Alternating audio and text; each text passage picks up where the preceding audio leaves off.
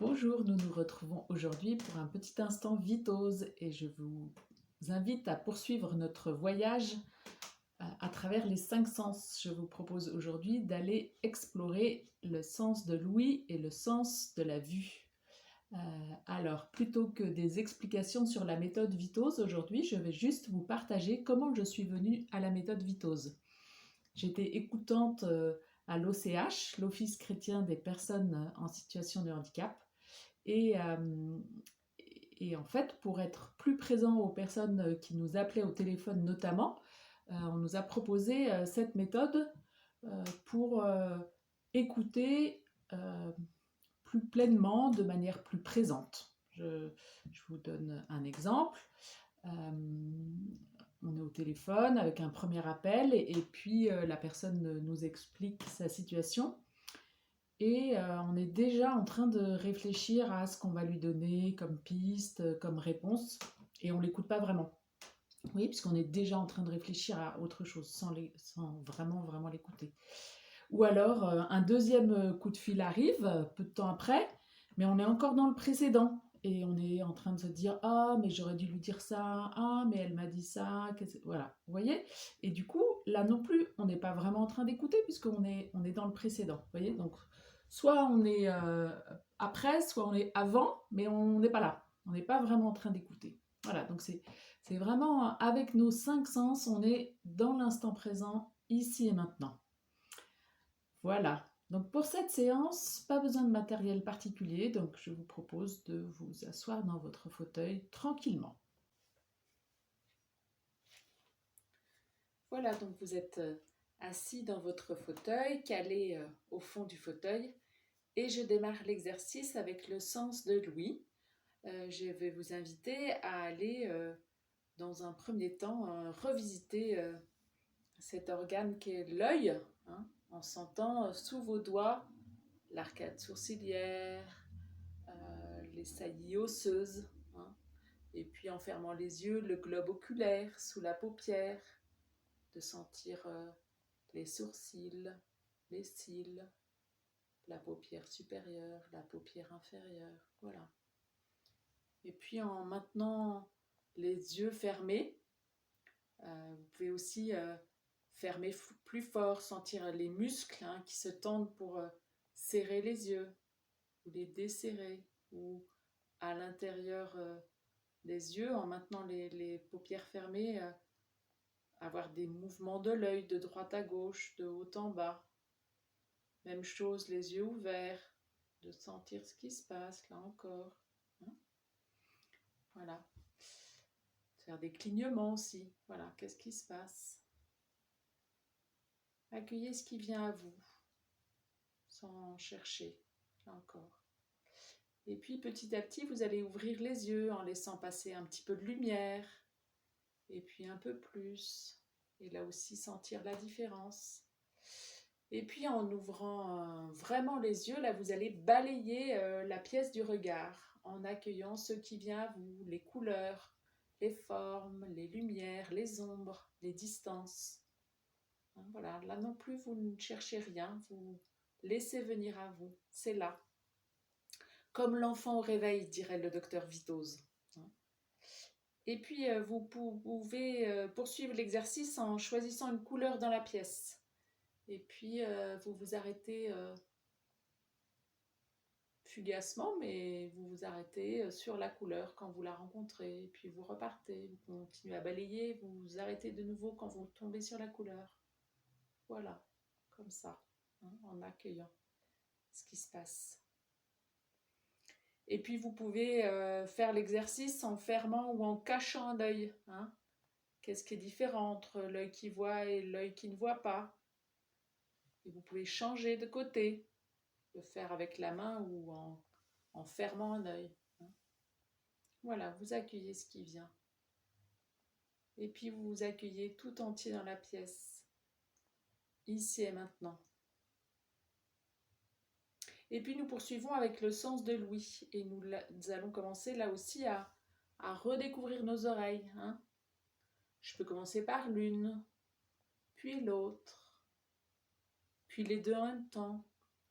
Avec mes doigts, je redécouvre les contours, les formes, les plis, les creux, les parties plus ou moins molles, plus ou moins dures, à l'extérieur, derrière, à l'intérieur. Déjà, vous pouvez accueillir le bruit que votre exploration produit. Hein. Ça fait du bruit quand vous mettez vos mains sur vos oreilles comme ça. Vous revenez dans vos appuis et vous accueillez désormais les bruits qui viennent à vous. Vous les laissez venir sans jugement. Ils tombent dans votre conduit auditif et il n'y a rien à faire. Il y a le bruit de ma voix, mais il y a peut-être d'autres bruits dans la pièce où vous êtes, des bruits extérieurs à la pièce, des bruits extérieurs au logement. Hein. Il y a des bruits permanents, des bruits plus fugaces ou des bruits plus ou moins forts. Exercez-vous petit à petit à écouter ce qui se passe avec les bruits plus ou moins lointains, plus ou moins persistants. Vous pouvez aussi aller ouvrir la fenêtre et accueillir la différence, ou au contraire la fermer et là aussi accueillir la différence. Hein, si elle est ouverte, vous pouvez la refermer. Voilà. Faites-vous confiance, ça se fait tout seul et c'est là. Je vais maintenant faire 2 bruits que je vais vous demander d'accueillir, tels qu'ils sont, là encore, sans jugement.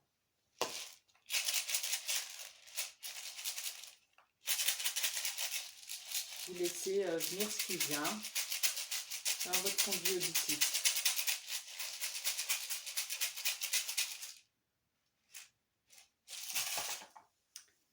Voilà. Et puis je vais en faire un autre. Et là, je vais vous demander de le suivre le plus longtemps possible.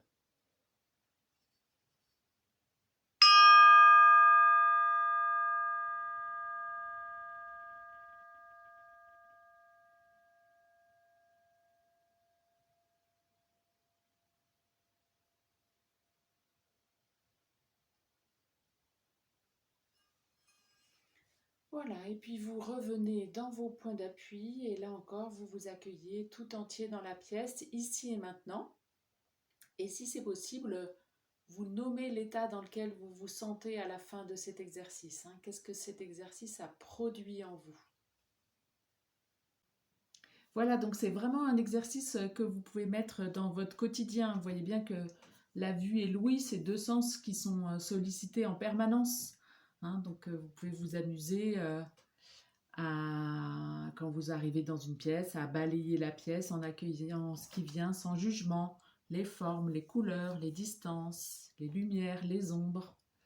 Vous pouvez aussi vous amuser à suivre une voiture des yeux qui passe dans la rue ou suivre un métro qui s'en va, qui quitte le quai, ou alors une mouette qui s'envole d'un rocher, ou un autre oiseau si vous êtes plutôt campagne ou montagne. Voilà, donc c'est vraiment quelque chose que vous pouvez faire facilement. Et avec Louis, ben, vous pouvez aussi vous amuser avec votre propre voix, vous voyez, à écouter votre voix quand vous parlez, ou écouter votre voix quand vous chantez, ou vous pouvez vous amuser à mettre votre main et sentir que c'est différent. Ou encore mieux, vous pouvez mettre un coquillage et vous écoutez le bruit que ça fait. Vous pouvez aussi dans la nature écouter le bruit de l'eau, le bruit des feuilles dans les arbres. Vous pouvez en voiture écouter le bruit que ça fait et puis vous ouvrez la fenêtre et c'est différent, vous accueillez les différences, vous voyez.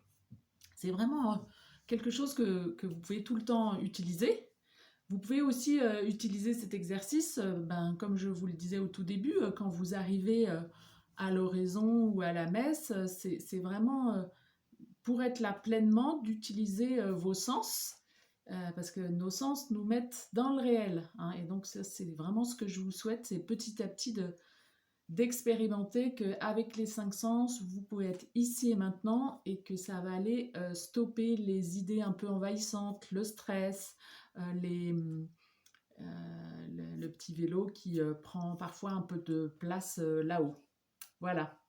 Donc n'hésitez pas, hein, dès que vous sentez qu'il y a quelque chose qui reprend un peu le dessus là-haut, hop, vous retournez dans vos 5 sens.